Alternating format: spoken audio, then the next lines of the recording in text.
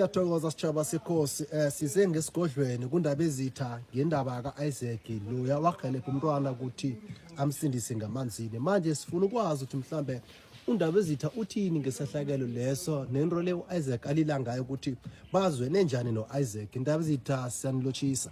Sithokoza. Indaba ezitha la sizela ngendaba kaIsaac ukuthi na uIsaac sililo sakhe nasazi ngoba nazwana njani noIsaac.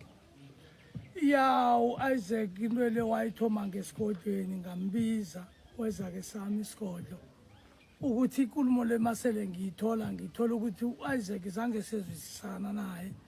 uIsaac kwakumuntu ofuna uhelebho ukuthi ungathi mdela yokugcina izinto zakhe ekhabo marinilani thina sibukhosi ngangisele ngitholile nangesigodlweni ukuthi ukhona ongamhelebha nami la esitshabeni omunye wekomiti onyanga wayethi uzamhelebha for free kanti into lezange sizisana ukuthi ufuna ihelebho njengemali lokuthi mhlambe aye ekhabo then akubona ukuthi angahelebhe kanjani. Okay, njengoba utsho ndaba ezitha uIsaac wangichazela ukuthi inkinga yakhe yini kanisitshele kancane mhlambe. Wasichazela mani sambona ukuthi vele uqinisile uyagula wathi batsho umntwana lo uyamsahlela ebusuku uyalila uphika ngokulila kuyathi asikhambe sibuyele lemanzi. Manje sathi vele into le iza kuvelela mayingakuthi ube nehelebhe njengalelo ukosa ukuthi mde sikuse emzini loya nanoma mhlambe sikufunele umuntu sase siyamthola-ke kwaba nalapho kwaba nama-misunderstanding zange sithole ukuthi uIsaac ufunani mara nje siyitholile ukuthi uIsaac lo ufuna ihelebhe lokuthi mhlawumbe akere amatsheleni aye ekhabo. Ya ndaba ezitha ngoba sizwa inkulumo leka Isaac uthi isigodlo azange samphendula kuhle wathi yena uthume ngubani isigodlo satsho njalo anamagama la mhlambe singabahlaziya kanjani.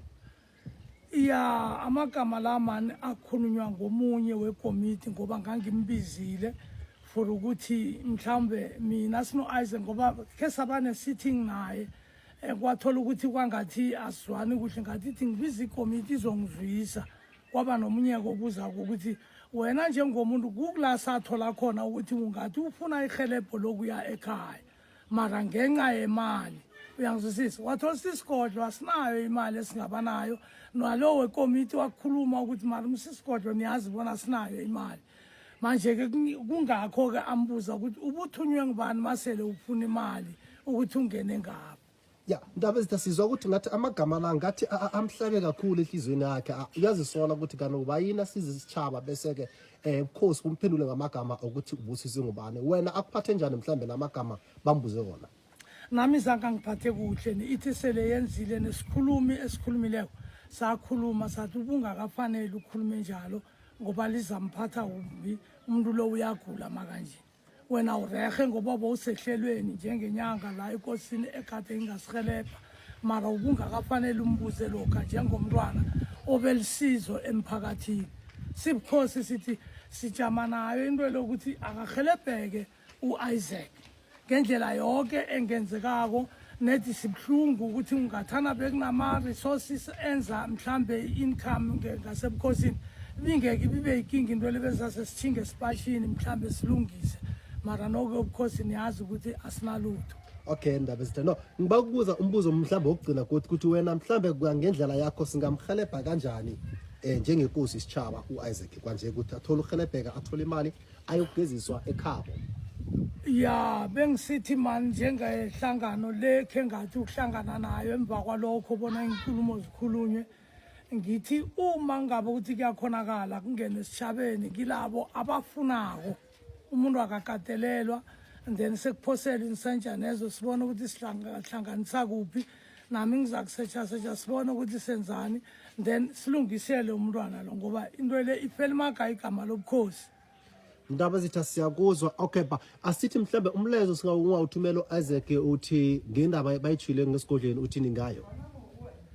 Ebayikhulume ngale ngesigodlweni la kade siye khona ngithi man Isaac besingakezwani kuhle mina ngikuzwile ukuthi ubufuna ini kungakho namhlanje ngithi mayingabe ukuthi kuyakhonakala ukuthi uhelebheke Isaac helebheka nedi imali niyayazi imali isikhazi.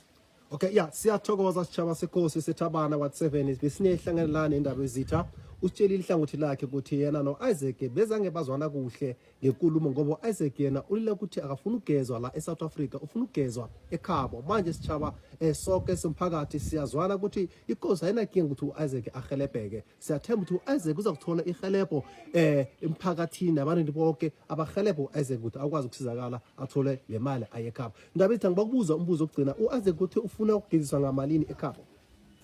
Ekhabo ukhulume ngokuthi makaya ekhabo kuyi-3,000 makatshela isigodlo ngenkosini kanti ngesigodlweni. Then inyanga yakhe ivama ukumbiza abo-4. Obo 4,000. Yeah. No, siyabonga endaba ezitha ukuthola inkulumo iphuma ngebukhosini. Ndaba ezitha sakubuka kuwe bese sikutshele ukuthi kukhambe kanjani no-Isaac kusavela futhi azokuhlaza igama lakhe kuwe acolise ukuthi no beningazwananga kahle. Ngiyathokoza. Ngiyathokoza mina, ngiyathokoza. Thank you ndaba ezitha.